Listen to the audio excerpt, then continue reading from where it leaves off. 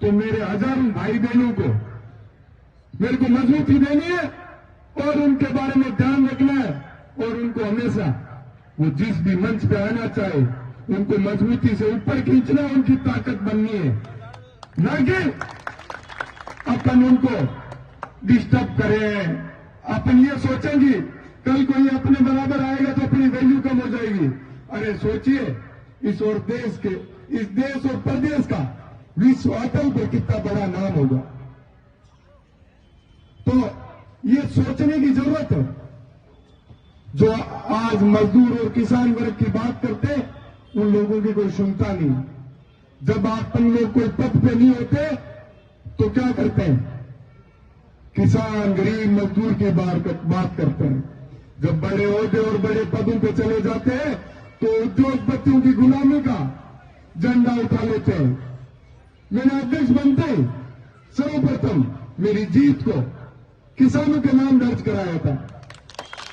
क्यों कराया कि शुरुआत की है मैंने, जिस प्रकार से मैंने शुरुआत की थी, इन किसान परिवार के लोगों ने, युवाओं ने मुझे आशीर्वाद दिया।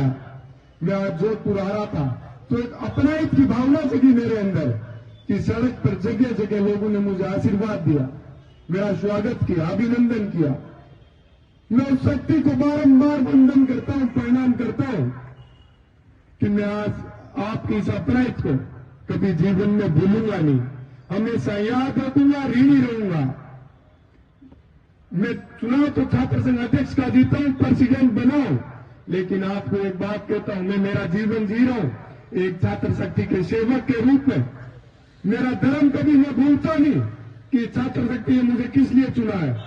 मैं जो भी गांव ढाणी गरीब परिवार का, जो गली मोहल्ले का स्टूडेंट उस प्रदेश की बड़ी राजधानी में आता है, वहां उसकी कोई आवाज सुनने वाला नहीं मिलता है, वहां मैं उसको बड़ा मंच देता हूं, उसकी आवाज बुलंद करने का कार्य करता हूं कि मेरे से कोई भी, मेरी टीम से मेरे से कोई समस्या लेके कोई स्टूडेंट आया हो और वो यदि असंतुष्ट होकर चला गया तो मैं कई का अध्यक्ष, मुझे अध्यक्ष रहने का मेरा धर्म ही नहीं है। फिर मुझे छात्र शक्ति ने चुना किस लिए?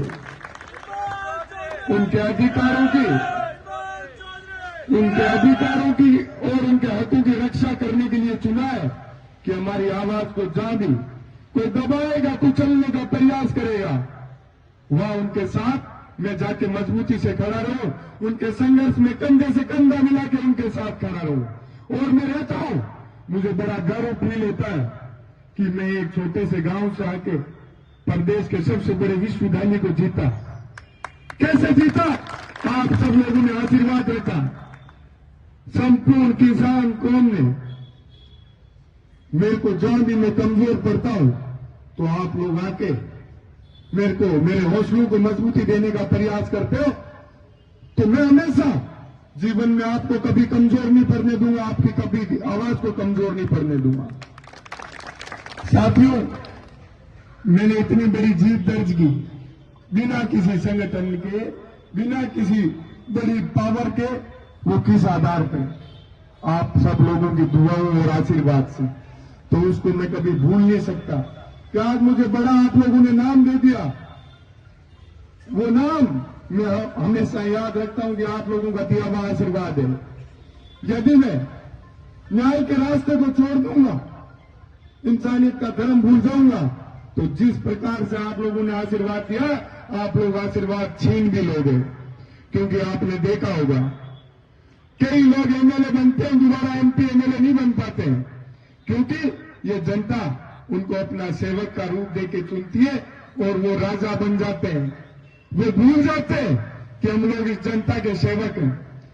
मैं जब चूरू, जयपुर से चूरू को छात्र संघ कन्या महाविद्यालय का उद्घाटन करने के लिए गया, वहां से लेकर आपकी जोधपुर की धरती सूर्य नगरी तक में पहुंचा, तो युवाओं ने, अभी प्रदेश में एक चुनाव चल रही युवा कांग्रेस के, तो युवा शक्ति मेरे से एक बात कह रही थी कि राजस्थान के सब युवाओं के लार में एनएसयूआई के पूर्व प्रदेश अध्यक्ष, जो कि उस पद पे रहते हुए हमेशा, चाहे आप उठा के देख लेना, चाहे प्रदेश महासचिव हो, प्रदेश सचिव हो, आपके गांव ढाणी गली मोहल्ले से पिछले कई सालों में नहीं बने होंगे उतने भाई अभिमन्यु जी के कार्यकाल के अंदर इन्होंने बनाए कि मैं गांव ढाणी से जो लोग आते हैं उनको एक मंच दूंगा, क्योंकि मैं भी एक किसान परिवार से आया था और इस छात्र शक्ति ने मुझे एक मंच उपलब्ध कराया था।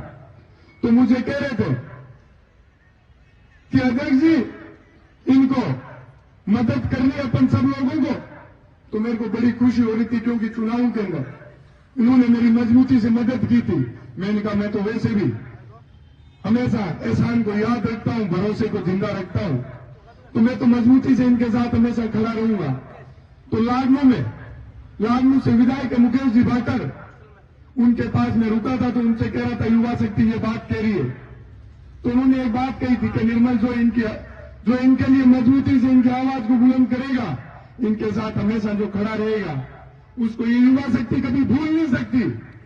किसी के बनाने से कोई नहीं बनता है, ये जनता बहुत समझदार है, हमेशा याद रखती है कि कौन पद पे आने के बाद उसकी पद की गरिमा को बनाए रखता है और युवा शक्ति को हमेशा मजबूती के रास्ते पे लेके जाता है। तो मैं तो कहता हूं कि ये युवा शक्ति बड़ी जागृत है, ये किसी के कहने पे और देखाने से वोट नहीं देती है, ये बड़ा सोच समझ के किसी व्यक्ति को मंच उपलब्ध कराती है। तो ये बड़ा उदाहरण बनेगा। इस प्रकार के लोग यदि बड़े मंच उठाएंगे तो ये एक बड़ा उदाहरण राजस्थान के अंदर आएगा। आज देखिए आप लोग राजनीति के अंदर बड़े मंचों पे ज्यादातर कौन लोग बैठे हैं, जो आम परिवार से निकल के राजनीति के अंदर शुरुआत की थी। पहले जो रानी की कोख से पैदा होता था वही राजा बनता था। अब जनता जिसको आशीर्वाद देती है, उसको अधिकार देती है, वो एमपी और एमएलए बनके आप लोगों की सेवा में हाजिर रहते हैं।